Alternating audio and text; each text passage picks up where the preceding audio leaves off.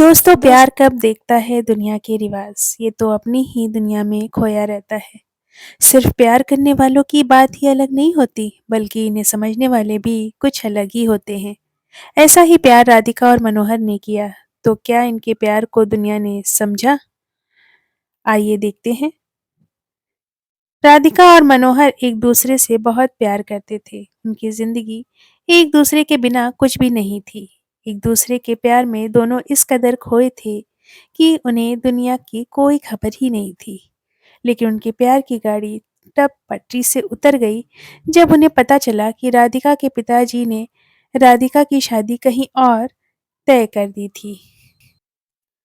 राधिका बहुत ही सीधी सादी लड़की थी। उसे दुनियादारी पता ही नहीं थी। पिता की मर्जी और उनका फैसला ही उसके लिए सब कुछ था। पिताजी ने जब उसे अपना फैसला सुनाया तो उसने भी हामी भर दी। इधर मनोहर ने राधिका को बहुत समझाया लेकिन वह हिम्मत ही नहीं जुटा पा रही थी। मनोहर ने उसे मंदिर में बुलाया। दोनों ने साथ में भगवान के दर्शन किए और फिर मंदिर के कोने में दोनों साथ में बैठकर एक दूसरे को देख रहे थे, मानो आज आखिरी बार मिल रहे हों। दोनों की आंखें भर आई।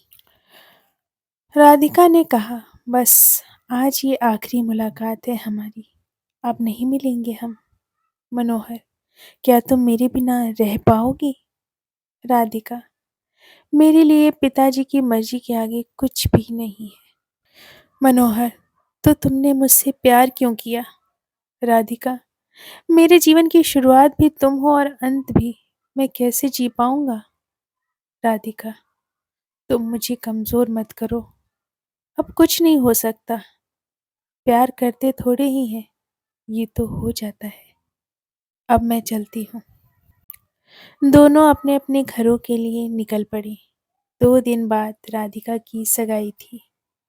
राधिका बहुत ही घबराई हुई थी कि उसने मनोहर के साथ बिताए पलों को याद किया, जैसे तपती रेत को बारिश की कुछ बूंदें नसीब हुई हो। उसने निश्चय किया कि अब इन्हीं यादों के सहारे अपने आगे के सफर को तय करेगी। उधर राधिका के पिताजी ने राधिका की सगाई की तैयारियां जोरों शोरों से शुरू कर दी। राधिका ने अभी तक लड़के को देखा भी नहीं है और सीधे सगाई करने के लिए जाना उसे सब कुछ बहुत अजीब लग रहा था। सगाई का दिन आ गया। राधिका मनोहर के ख्यालों में खोई उसे याद कर रही थी कि माँ आई और राधिका को तैयार होने के लिए बोला। राधिका तैयार हो गई, तब भी हलचल मची कि लड़के वाले आ गए हैं। राधिका ऊपर से देखने की कोशिश कर रही थी कि आखिर लड़का कौन है, कैसा है, लेकिन वह देख ही नहीं पाई और माँ उसे नीचे ले आई। लड़के वाले तो अपनी होने वाले बहू होने को वाली बहू देखकर को फूले देखकर नहीं समा रहे फूले थे। नहीं समा रहे थे। राधिका ने धीरे से अपनी राधिका नजरें उठाकर लड़के को देखने की कोशिश की, लेकिन ये क्या, लड़का तो वहां था ही नहीं। फिर उसे लगा शायद तैयार होने अंदर गया है। अब पंडित जी आए और पूजा की शुरुआत हो गई। लड़का भी आ गया, लेकिन राधिका उसे देख ही नहीं पा रही थी। फिर अंगूठी पहनाने वाली रस्म शुरू हुई।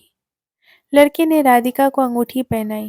राधिका ने सोच ही लिया था कि अब तो उसकी जिंदगी बदल गई कि तभी उसने नजरें उठाकर देखा और चौंक कर बोली, तुम तुम यहाँ कैसे?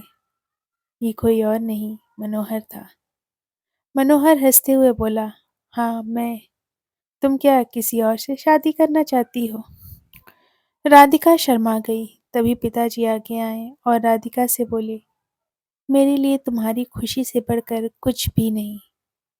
मुझे भी कुछ दिन पहले ही पता चला कि तुम दोनों एक दूसरे से प्यार करते हो। तभी मनोहर और उसके घर वालों से मिलकर मैंने रिश्ता पक्का कर लिया। और ये सब नाटक तुम्हें सरप्राइज देने के लिए किया था। सभी एक साथ पूछ बैठे, तो बताओ कैसा लगा ये सरप्राइज? सभी ठहाके लगाने लगे और राधिका अपने पिताजी के गले लग गई। तो दोस्तों आज की कहानी यहीं पर ख़त्म होती है। मिलते हैं अगली कहानी के साथ। तब तक के लिए मेरे चैनल को सब्सक्राइब करना बिल्कुल ना भूलें और बेल आइकन को भी ज़रूर क्लिक कर दें। अगर ये कहानी आपको पसंद आई तो लाइक और कमेंट ज़रूर करें। तब तक के लिए अपना ख़्याल रखें। धन्यवाद।